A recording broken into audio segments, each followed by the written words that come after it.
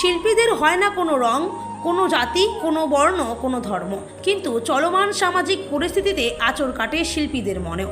সেই তাগিদে বৃহস্পতিবার বিকেলে রায়গঞ্জ চিত্র ও ভাস্কর্য শিল্পী গণমঞ্চের উদ্যোগে গীতাঞ্জলি হলের সামনে আয়োজিত হলো রংতুলিতে প্রতিবাদ। শুধু স্বনামধন্য চিত্রশিল্পী রায় নয়, রংতুলির টানে প্রতিবাদ জানাতে হাজির ছিলেন শিশু কিশোররাও।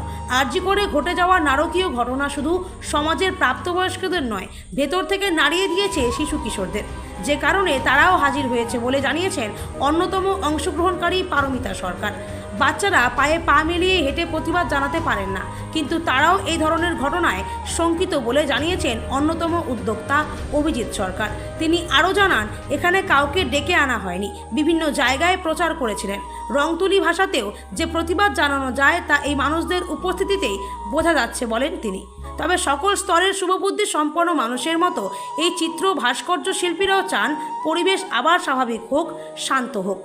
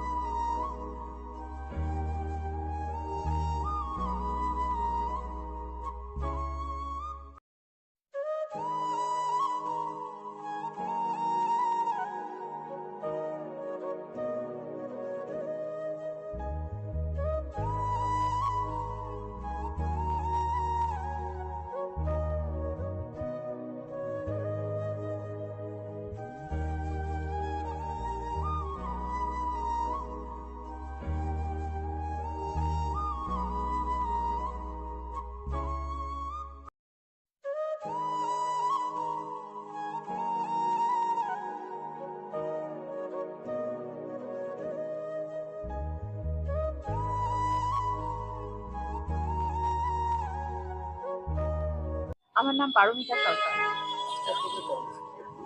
কর্মসূচি হচ্ছে রায়গঞ্জের আমাদের যারা চিত্র ভাস্কর্য কলার সঙ্গে যুক্ত আছি আমরা, তারা প্রত্যেকেই একটা প্রতিবাদী মানে মিছিল তো আমরা করতে পারছি না, বাচ্চাদের নিয়ে মিছিল করাটাও আমাদের মনে হয় একটু সমস্যাজনক। আর এরকম একটা সভায় আমরা চেষ্টা করছি যে এই মুহূর্তে যে আমাদের সিচুয়েশন পুরো ওয়েস্ট বেঙ্গলের যা আমরা দেখতে পাচ্ছি, তাতে এই ছোট ছোট বাচ্চারা নিজেদের ছবির মাধ্যমে ওরা প্রতিবাদ করতে চাইছে।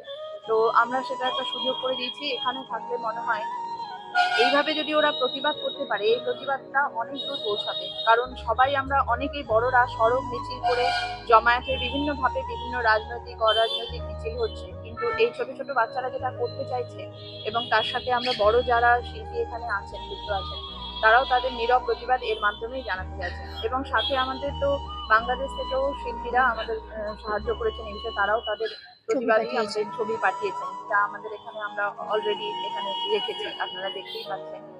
আর এই বিষয়ে বলতে চাই যে আমাদের সত্যি সত্যি যা পরিস্থিতি বর্তমানে, আমার নিজের একটা মেয়ে আছে 10.5 বছরের, নিজেরাই হচ্ছে আমরা শঙ্কিত যা পরিস্থিতি হয়ে আছে। এই মুহূর্তে আমাদের এটাকে যেভাবেই হোক আমাদের বিচার চাই, তিলোত্তমার বিচার তো অবশ্যই চাই, সাথে আরো মেয়েদের যাতে কোনো ক্ষতি না হয় সেই দিকটা অবশ্যই সরকারকে নজরে আনতে হবে, মানে সরকারের নজরে আনলে পরে তারপরে আমরা বুঝতে পারবো যে কতদূর কি পরিস্থিতিটা ঠিক হচ্ছে। কারণ যতই আমরা জমায়েত করছি, মিছিল করছি, আমাদের মানে সাধারণ মানুষদের মনে একটা ভয় থেকেই যাচ্ছে যে কালকে পরশু আমাদের বাড়ির মেয়েদের সাথে কিছু না হয়ে যায়। তো সেই দিক। আমার নাম অভিজিৎ সরকার। আজকে আমরা এখানে রংতুলিতে প্রতিবাদ জানাতে চাইছি। প্রতিবাদ মূলত আরজি করের ডাক্তারের ক্ষেত্রে যে ঘটনা ঘটেছে, নারকীয় ঘটনা ঘটেছে, আমরা তার তীব্র প্রতিবাদ জানাতে চাই, কিন্তু আমাদের রংতুলির ভাষা। এখানে অনেক ছোটরাও রয়েছে, অবশ্যই সবারই প্রতিবাদ, এখানে কাউকে ডেকে আনা হয়নি। আমরা শুধুমাত্র রংতুলিতে প্রতিবাদ জানাবো এই কথাটা আমরা বিভিন্ন জায়গায় বলেছিলাম, এবং সেখানে দেখেই কিন্তু আজকে ছোটরা স্বতঃস্ফূর্তভাবে এসেছে। প্রত্যেকের মধ্যেই কিন্তু এই ঘটনাটা একটা যন্ত্রণা তৈরি করেছে।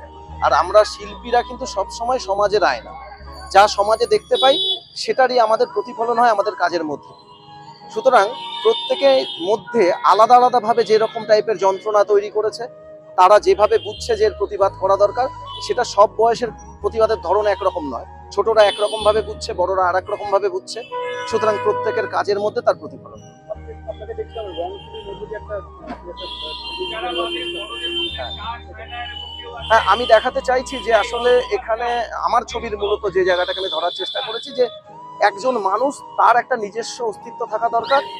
দেশ বা রাজ্য বা কোনো কিছুই মানুষের বাইরে নয়, সেগুলো একটা ভার্চুয়াল ব্যাপার। দেশ কিন্তু মানুষ তো মানুষই, সেই মানুষের নিজস্ব একটা চিন্তা ভাবনা থাকবে, তার চলার একটা নিজস্ব গতি থাকবে।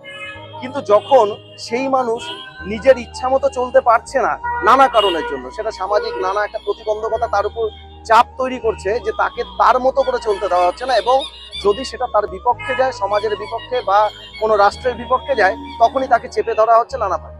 তো আমার ছবির বিষয়বস্তু সেরকমই যে আসলে ব্যক্তি রাষ্ট্রের পণ্য,